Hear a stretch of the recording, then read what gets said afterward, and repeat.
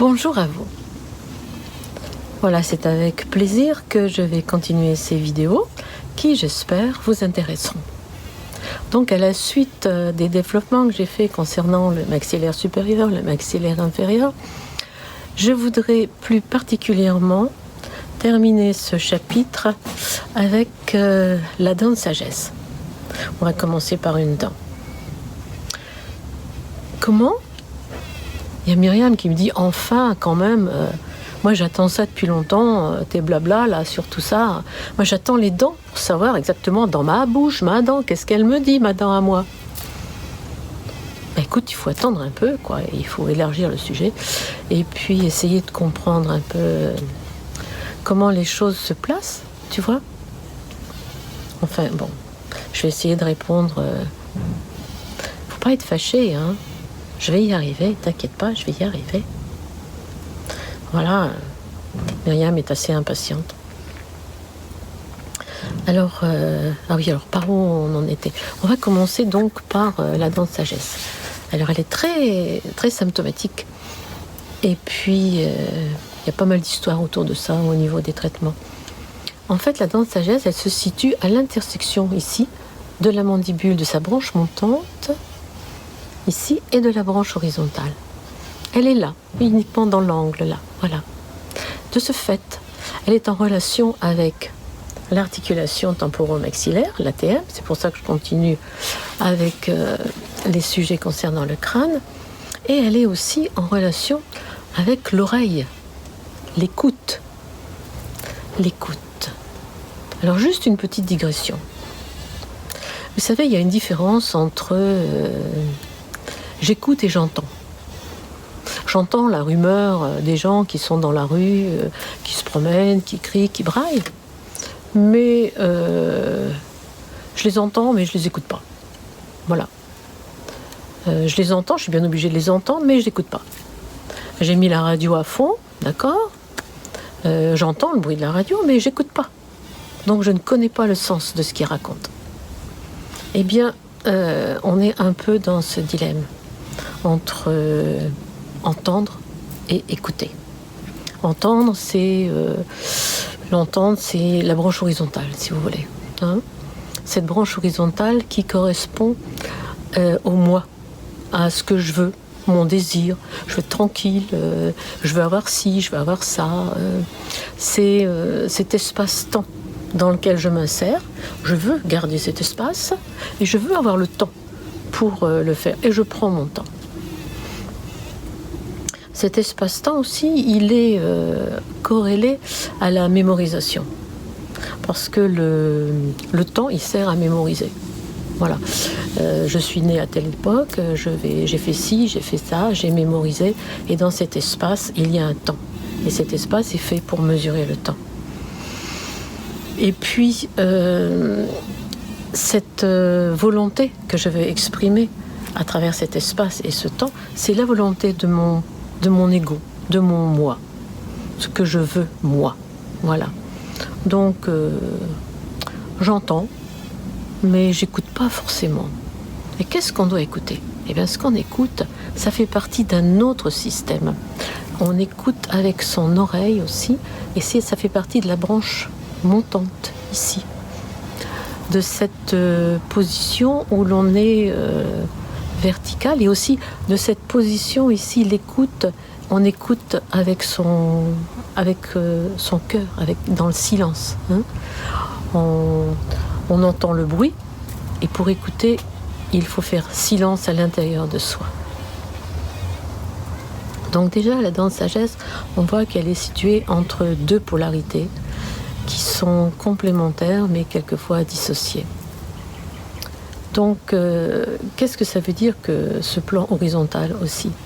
Par exemple, quelqu'un qui est allongé, on dort, donc on est malade ou on est fatigué. Donc à ce moment-là, on est en dépendance. On dépend du sommeil pour se régénérer, on dépend de l'infirmière qui va nous soigner, on se met dans une situation de dépendance. Et puis, si je veux exercer ma propre autorité, être ce que je ressens de moi, au fond de moi, je me mets debout. Debout. je marche et j'avance. Debout, je m'exprime. J'exprime ce que je suis, ce que je veux être. Donc, il n'y a pas du tout la même connotation. Et en fait, allongé, je suis en quelque part soumis, et debout, je suis insoumis, c'est-à-dire je n'exerce que les actes qui correspondent à ce que je suis. Donc on peut paraître insoumis en restant debout. D'ailleurs à l'école, assieds-toi, mets-toi assis, voilà. Debout, je m'exprime. Donc la dent de sagesse, elle est entre ces deux polarités. Le petit moi et ce que je suis. Et ça, c'est la verticalité. Cette verticalité qui est la clé de l'insoumis, qui demeure verticale. Alors ça, c'est une histoire qui remonte assez loin. Si on veut la comprendre, il faut qu'on passe sur l'évolution de la masse calcique. Alors on reviendra plus tard sur le calcium. Le calcium qui est quand même un élément très, très, très étonnant. Donc si on regarde la baleine, elle a une mandibule énorme et pratiquement pas de pattes. Toute la masse calcique, elle est placée dans la mandibule. Puis ensuite, on obtient des animaux qui vont commencer à aller sur le sac humide avec des petites pattes. On peut voir aussi les reptiliens, hein, et puis les pattes. Et au fur et à mesure de cette évolution, la masse calcique va se répandre de la mandibule vers le bassin, création du bassin, et les membres. Et le bassin, c'est celui qui va assurer notre verticalité. Et notre verticalité, elle va à ce moment-là avoir une action sur le larynx, et ce larynx, il va se développer en ce qui concerne l'homme, et l'homme va pouvoir parler, c'est-à-dire la parole, le verbe. Alors, ce verbe aussi, eh bien, il a deux aspects. D'abord, il faut avoir il faut savoir que les premières paroles que l'enfant prononce, ce sont des paroles qu'il répète. L'enfant a un don d'imitation exceptionnel et il va répéter sans arrêt tout ce qu'on va lui inculquer. D'ailleurs, ça va continuer pendant très longtemps, hein, parce qu'à l'université, il faut être un bon perroquet. Alors, je pense beaucoup, moi, j'ai pas fait pharmacie, mais alors le pharmacien, le perroquet, alors là, c'est terrible. Et puis, toutes les études, il faut répéter ce que le professeur dit, et sinon, vous n'avez pas vos examens. Donc, un bon perroquet, c'est un bon élève, c'est un bon diplômé.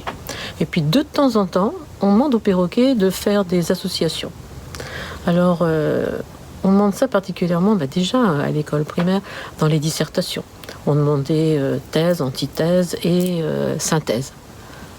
Très intéressant, la synthèse.